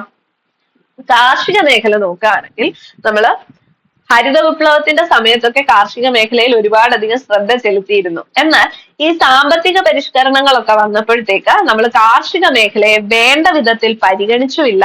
അതുകൊണ്ട് സാമ്പത്തിക പരിഷ്കാരം കൊണ്ട് കാർഷിക മേഖലയ്ക്ക് പ്രത്യേകിച്ച് ഗുണമൊന്നും കിട്ടിയില്ല. മനസ്സിലായോ? പ്രത്യേകിച്ച് ഒരു ഗുണവും കാർഷിക മേഖലയ്ക്ക് സാമ്പത്തിക പരിഷ്കാരം കൊണ്ട് ലഭിച്ചില്ല. അടുത്തത് നമുക്ക് നോക്കാം. സത്യം പറഞ്ഞ ഒരു ഗുണവും ലഭിച്ചില്ല. ഇന്ത്യൻ കർഷകരെ കുറച്ച് മോശ അവസ്ഥയിലേക്ക് എത്തിക്കാനാണ് സാമ്പത്തിക പരിഷ്കാരം കാർഷിക മേഖലയിൽ സഹായിച്ചത്. എന്താണ് പറയുന്നത്? സബ്സിഡി നിരക്കൊക്കെ വെട്ടിച്ചുരുക്കി, അതുപോലെ തന്നെ ഇറക്കുമതി കാർഷികോൽപ്പന്നങ്ങളുടെ ഇറക്കുമതി ചുങ്കം വെട്ടിക്കുറച്ചു, താങ്ങുവില നീക്കം ചെയ്തു. അങ്ങനെ കുറെ അധികം പുതിയ പരിഷ്കാരങ്ങൾ കൊണ്ടുവന്നത് വഴി ശരിക്കും കാർഷിക മേഖലയ്ക്ക് ഗുണം കിട്ടിയുമില്ല. കാർഷിക മേഖലയിലുള്ള കർഷകർക്ക് അതൊരു ഉപദ്രവമാവുകയും ചെയ്തു. അവരെ കൂടുതൽ മോശപ്പെട്ട അവസ്ഥയിലേക്ക് എത്തിക്കാനാണ് ഈ പരിഷ്കാരങ്ങൾ കൊണ്ട് സാധിച്ചത്. അടുത്ത എന്താണ്? വ്യാവസായിക മേഖലയിലെ പരിഷ്കാരങ്ങൾ. അപ്പൊ എന്തൊക്കെ നമ്മൾ ഓർക്കണം? നമ്മൾ ആദ്യം എന്താണ് പഠിച്ചത്? നമ്മൾ നവസാമ്പത്തിക പരിഷ്കാരങ്ങൾ എന്തൊക്കെ മാറ്റങ്ങൾ കൊണ്ടുവന്നു എന്ന് പഠിച്ചു. അവസാനം നമ്മളിപ്പോ നോക്കാൻ പോകുന്നത് ഈ പരിഷ്കാരങ്ങൾ കൊണ്ട് ഫലത്തിൽ എന്ത് മാറ്റമാണ് വന്നത്, നമ്മളത് ഇംപ്ലിമെന്റ് ചെയ്തതുകൊണ്ട് നമുക്ക് എന്ത് നേട്ടമാണോ ഉണ്ടായതെന്നാണ് നമ്മൾ നോക്കുന്നത്. ആദ്യം നമ്മൾ സാമ്പത്തിക മേഖലയും തൊഴിലും നോക്കി. അതിൽ നമ്മൾ എന്ത് പറഞ്ഞു? GDP നന്നായിട്ട് കൂടിയിട്ടുണ്ട്. സാമ്പത്തിക പരിഷ്കാരത്തിന് ശേഷം നമ്മുടെ ഗ്രോസ് ഡൊമസ്റ്റിക് പ്രൊഡക്റ്റിൽ വലിയ വർധന ഉണ്ടായിട്ടുണ്ട്. പക്ഷെ തൊഴിൽ മേഖലയിൽ അത്ര വലിയ മാറ്റമൊന്നുമില്ല, പുതിയ അവസരങ്ങളൊന്നും സൃഷ്ടിക്കപ്പെട്ടിട്ടില്ല. ഇനി കാർഷിക മേഖലയിൽ നമ്മൾ നോക്കുകയാണെങ്കിൽ നമ്മൾ ഹരിത വിപ്ലവത്തിന്റെ സമയത്ത് കൂടുതൽ കാർഷിക മേഖലയിൽ ശ്രദ്ധ കേന്ദ്രീകരിച്ചു. സാമ്പത്തിക പരിഷ്കാരം വന്ന സമയത്ത് കാർഷിക മേഖലയെ അത്ര ശ്രദ്ധിച്ചിട്ടില്ല. അപ്പൊ പ്രത്യേകിച്ച് ഗുണമൊന്നും കാർഷിക മേഖലയ്ക്ക് സാമ്പത്തിക പരിഷ്കാരം വഴി ലഭിച്ചില്ല എന്ന് മാത്രവുമല്ല, കുറച്ച് പരിഷ്കാരങ്ങൾ കൊണ്ട് കാർഷിക മേഖല അതായത് സാമ്പത്തിക മേഖലയിലെ പരിഷ്കാരങ്ങൾ കൊണ്ട് കാർഷിക മേഖലയിൽ എന്തും ഉണ്ടായി? കുറച്ച് ബുദ്ധിമുട്ടുകളും ഉണ്ടായിട്ടുണ്ട്. അടുത്തത് വ്യവസായ മേഖലയെ കുറിച്ച് നമ്മൾ നോക്കാം. അപ്പൊ എന്താണ്? നമ്മള് സാമ്പത്തിക പരിഷ്കാരത്തിന്റെ ഭാഗമായിട്ട്, ഉദാരവൽക്കരണത്തിന്റെ ഒക്കെ ഭാഗമായിട്ട് നമ്മുടെ സമ്പദ് വ്യവസ്ഥ തുറന്നിടുകയുണ്ടായി. കൂടുതലായിട്ട് നമുക്ക് എന്താണ്? ഇവിടേക്ക് വിദേശത്ത് നിന്നുള്ള വസ്തുക്കളൊക്കെ നമ്മുടെ രാജ്യത്തേക്ക് വന്നു. അപ്പൊ എന്താ സംഭവിച്ചത്? വിദേശത്ത് നിന്ന് ഇറക്കുമതി ചെയ്തിട്ടുള്ള സാധനങ്ങൾക്കൊക്കെ എന്താണ്? വലിയ ഡിമാൻഡാണ്. അതിന് വില കുറവുള്ള സാധനങ്ങൾ, കൂടുതൽ അട്രാക്റ്റീവ് ആയിട്ടുള്ള സാധനങ്ങളൊക്കെ ആൾക്കാർ വാങ്ങിക്കാൻ തുടങ്ങി. അപ്പൊ എന്താണ്? തദ്ദേശീയമായിട്ട് നമ്മൾ ഇന്ത്യയിൽ തന്നെ ഉൽപ്പാദിപ്പിച്ചുകൊണ്ടിരുന്ന സാധനങ്ങളുടെയൊക്കെ എന്താണ്? ഡിമാൻഡ് കുറയുന്നു. അതൊന്നും വാങ്ങിക്കാൻ ആള് ഇല്ലാതാവുന്നു. അത് മാത്രമല്ല, നമ്മള് വിദേശികളായിട്ടുള്ള എല്ലാ രാജ്യങ്ങളുടെയും സാധനങ്ങൾ ഇവിടെ ഇറക്കുമതി ചെയ്യുന്നുണ്ട്. ഒട്ടുമിക്ക എല്ലാ ആൾക്കാരുടെയും സാധനങ്ങൾ നമ്മൾ ഇവിടെ ഇറക്കുമതി ചെയ്യുന്നുണ്ട്. പക്ഷേ നമ്മുടെ സാധനങ്ങൾ, നമ്മുടെ ഉൽപ്പന്നങ്ങൾ മറ്റ് രാജ്യങ്ങളിലേക്ക് ഇത്രയും നിയന്ത്രണമില്ലാതെ എത്തിക്കാൻ സാധിച്ചില്ല. സത്യം പറഞ്ഞാൽ വ്യവസായ മേഖലയിലും വളർച്ചാ നിരക്ക് കുറഞ്ഞ തോതിലാണ് രേഖപ്പെടുത്തിയത്. അപ്പൊ വ്യവസായ മേഖലയിലെ വളർച്ചയും എന്താണ്? കുറഞ്ഞ തോതിലാണ്. മനസ്സിലായോ? അതെന്താണെന്ന് വെച്ച് കഴിഞ്ഞാൽ നമ്മള് ഇന്ത്യ എന്താണ്? ഉദാരവൽക്കരണത്തിന്റെ ഭാഗമായിട്ട് ഇന്ത്യ അതിന്റെ സാമ്പത്തിക രംഗം എല്ലാവർക്കും തുറന്നു കൊടുത്തു. അതായത് ഇവിടേക്ക് എല്ലാ രാജ്യങ്ങൾക്കും, ഒട്ടുമിക്ക രാജ്യങ്ങൾക്കും ഇവിടേക്ക് സാധനങ്ങൾ ഇറക്കുമതി ചെയ്യാം. എന്നാൽ നമ്മുടെ രാജ്യത്തെ ഉൽപ്പന്നങ്ങളും കൊണ്ട് നമുക്ക് എന്താണ്? മറ്റു രാജ്യങ്ങളിലേക്ക്, അതായത് നല്ല വികസിത രാജ്യങ്ങളിലേക്ക് നമ്മുടെ ഉൽപ്പന്നങ്ങളൊന്നും അവര് ഒരു റെസ്ട്രിക്ഷൻസും ഇല്ലാതെ അവര് കടത്തി വിടുന്നില്ലായിരുന്നു. മനസ്സിലായോ? വികസിത രാജ്യങ്ങളിൽ അവര് ഉയർന്ന ചുങ്കം ചുമത്തും, അതുപോലെ തന്നെ അളവുപരമായിട്ടൊക്കെയുള്ള വിലക്കുകളൊക്കെ ഉണ്ടായിരുന്നു. അതുകൊണ്ട് നമുക്ക് എന്താണ്, നമ്മൾ ഇങ്ങോട്ട് സാധനങ്ങൾ ഇറക്കുമതി ചെയ്തെങ്കിലും നമുക്ക് കയറ്റുമതി ചെയ്യാനുള്ള നിയന്ത്രണങ്ങളൊക്കെ അങ്ങനെ തന്നെ ഉണ്ടായിരുന്നു. അതുകൊണ്ട് വ്യവസായ മേഖലയിലും നമുക്ക് നല്ല രീതിയിലുള്ള വളർച്ചയൊന്നും ഉണ്ടായില്ല. പിന്നുള്ളത് എന്താണ്, അപനിക്ഷേപം, അതായത് ഡിസ്ഇൻവെസ്റ്റ്മെന്റ്. നമ്മൾ പൊതുമേഖലാ സ്ഥാപനങ്ങളൊക്കെ അതിന്റെ ഓഹരി വിൽക്കുകയും അതുപോലെ പൊതുമേഖലാ സ്ഥാപനങ്ങൾ സ്വകാര്യ മേഖലയിലേക്ക് വിട്ടുകൊടുക്കുകയൊക്കെ ചെയ്ത് അതിൽ നിന്ന് ധനം ഉണ്ടാക്കുന്നുണ്ടായിരുന്നു. അപ്പോ അപനിക്ഷേപം വഴി ആദ്യകാലത്ത്, അതായത് 1991-92 കാലത്ത് വളരെയധികം ലാഭമായിരുന്നു എന്താണ്, ഓഹരി വിൽപ്പന വഴി കിട്ടിക്കൊണ്ടിരുന്നത്. എന്താണ്, പൊതുമേഖലാ സ്ഥാപനങ്ങൾ സ്വകാര്യ മേഖലയ്ക്ക് ഉടമസ്ഥാവകാശം കൈമാറുന്നതും അതുപോലെ ഓഹരി വിറ്റഴിക്കുന്നതും ഒക്കെ സംബന്ധിച്ച് 1991-92 കാലത്ത് വളരെ ലാഭമായിരുന്നു കിട്ടിക്കൊണ്ടിരുന്നത്. പക്ഷെ കാലക്രമേണ എന്താണ്, അപനിക്ഷേപം വഴി കിട്ടുന്ന ലാഭവും കുറഞ്ഞ് വന്നു. ഇനി നോക്കിക്കേ, നമ്മള് നികുതി നിരക്കൊക്കെ കുറച്ചെന്ന് പറഞ്ഞു. അതുകൊണ്ട് എന്ത് ഗുണമാണ് കിട്ടിയതെന്ന് നോക്കാം. നികുതി നിരക്കുകൾ കുറച്ചു എന്ന് പറഞ്ഞു. സത്യത്തിൽ അതുകൊണ്ടും ദോഷമാണ്. നികുതി നിരക്കുകൾ കുറച്ചത് വഴി നികുതിയിൽ നിന്ന് സർക്കാരിന് കിട്ടുന്ന വരുമാനവും എന്ത് ചെയ്തു, കുറഞ്ഞു. നികുതിയിൽ നിന്ന് കിട്ടുന്ന വരുമാനവും കുറഞ്ഞു. അപ്പൊ സാമ്പത്തിക മേഖലയും തൊഴിലും എടുത്തു നോക്കിയാൽ അവിടെ GDP വർധന ഉണ്ടായെങ്കിലും തൊഴിൽ മേഖലയിൽ കാര്യമായിട്ട് വലിയ മാറ്റങ്ങളൊന്നും ഇല്ല. കാർഷിക മേഖലയ്ക്ക് ഒരു ഗുണവും ഉണ്ടായിട്ടില്ല. വ്യവസായ മേഖലയിലും വളർച്ച കുറഞ്ഞ തോതിലായിരുന്നു. അപനിക്ഷേപം വഴി ഉണ്ടാക്കുന്ന ലാഭവും എന്താണ്, കുറഞ്ഞു വരുന്നു. സാമ്പത്തിക പരിഷ്കരണവും ധനനയവും നോക്കിക്കഴിഞ്ഞാൽ നികുതി നിരക്ക് കുറച്ചതുകൊണ്ട് നമുക്ക് വരുമാനത്തിൽ വലിയ രീതിയിലുള്ള വർധനവൊന്നും ഉണ്ടായിട്ടില്ല.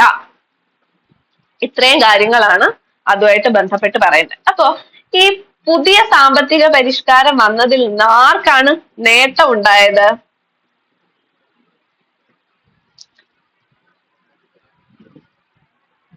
നമ്മള് ഈ ഒരു പുത്തൻ സാമ്പത്തിക നയം വന്നത് വഴി ആർക്കാണ് നേട്ടം ഉണ്ടായത് എന്ന് ചോദിച്ചു കഴിഞ്ഞാൽ നമ്മുടെ നാട്ടിലെ കുറച്ചു വരുന്ന